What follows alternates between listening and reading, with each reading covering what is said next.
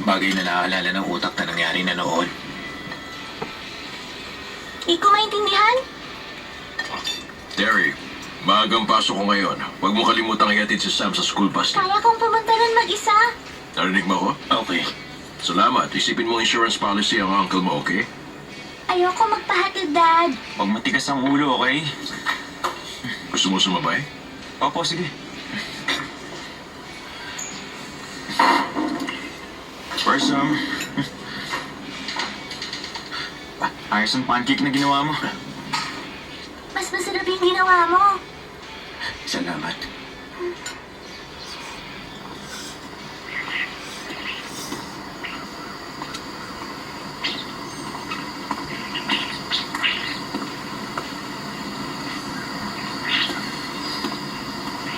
Dad, ano kaya yan?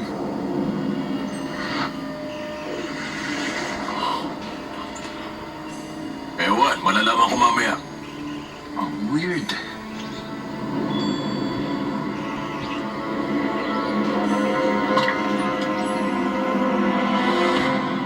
Sige, ang mabuti pa itatanong natin yan mamaya. 30 minutes din ako nakipag-usap sa Washington. Parating na rin ng mga opisyal ng NSA at Air Force. Kaya ihandaan niyo lahat ng monitoring device, mga satellite, pati mga amateur at university astronomer na makakakita ng debris na magiging problema. Mga after effect na magre-resulta ng malaking pangamba sa tao. Oo nga pala, kasama rin sa programa ang Russia, Japan at China. Anong pwede natin gawin? Dapat maging handa sa electromagnetic aftershock at radiation. Malaking problema ang idudulot nito sa mga cellphone, mga satellite at transmission. Siguraduhin lahat ng landline at fiber optic connections gumagana ng maayos. Hindi natin masasabi ang laki ng impact. Nag-reposition ang Hubble. Hanggat hindi apektado ang TDRS sa system ng shockwaves, magkakaroon ng magandang resulta kahit hindi maghintay mag-rotate ang Earth gamit ang mga instrument natin. Okay. Nag-run na ba ng debris at impact simulations? Oh, ang debris na tulad sa isang maliit na bahay, may impact velocity na 11 kilometers per second. Kaya nito sirain ng isang malaking syudad. Rhodes, Meron tayong hindi nakikita. isang comet ang bumangga sa Mars. Minomonitor natin ang debris mula doon na pwedeng makasira sa gravitational pull ng mundo natin na magiging dahilan ng pagka-extinct ng lahat ng buhay. Sinusubukan kong mag-isip ng mainam na paraan. Ano ang hindi malinaw sa'yo doon, Rhodes? Yun na nga, may bagay na nagpabago sa takbo ng comet na yun na siguradong nandun lang yun. Isang bagay na hindi natin nakikita o hindi napansin na naging sanhi ng pagbago ng takbo sa orbit path ng isang 50-kilometer comet. Diba? Dumadaan siya sa orbit niya every 4,200 years. Kaya ang tanong dito ay, ano ang nandun ngayon na wala naman nung 4,200 years ago? O kaya 10 million years ago?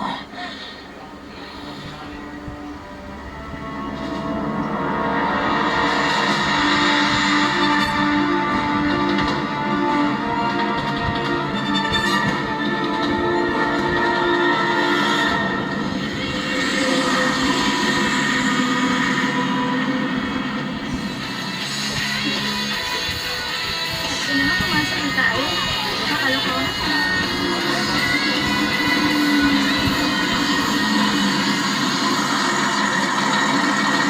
Graduating student ka pa naman. Pero mas gusto mo ihatid kita kaysa gamitin ang sarili mong kotse na amoy amag. Ayos lang po yun. At least paglabas ko ng kotse nyo, mabango ako. Paano kung malaman mo nga may keso ka? Masyado ka nag-aalala sa amoy mo. Ah, nangasar ka na naman. Ako patay. Nandiyan na si Sino Lindsay. Lindsay? Bagong girlfriend. Ibaba natin ang salamin. Dad, ano ba? Huwag mong gawin yan. Iabante mo ang Bakit ka kotse. mahihiya? Dad naman, sige O na. baka na, pantay malilito ako sa trabaho. Sige na. Ay, ikaw ang mayor. Walang maninita sa'yo. Iabante mo na. Bumaba ka na. Sasabihin ko sa'yo kung nakatalikod na siya. Ready ka na? Yeah, bilis na. Anong hinihintay mo? Sandali, Sige ito na, na. bagal mo. Oo na. Hi, Lindsay! Pagbutiin mo! Hi.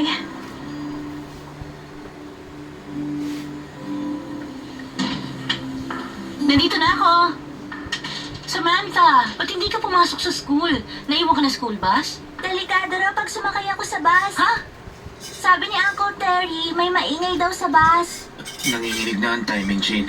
Kailangan ipaayos ang school bus. Mas marami raw akong matututuhan sa kanya kaysa sa school. Okay, maganda naman ang idea mo, pero kailangan pa rin pumasok ni Sam sa school. Naintindihan mo? Kunin mo na ang bag mo, ako maghahatid sa'yo. Sige na, bilisan mo.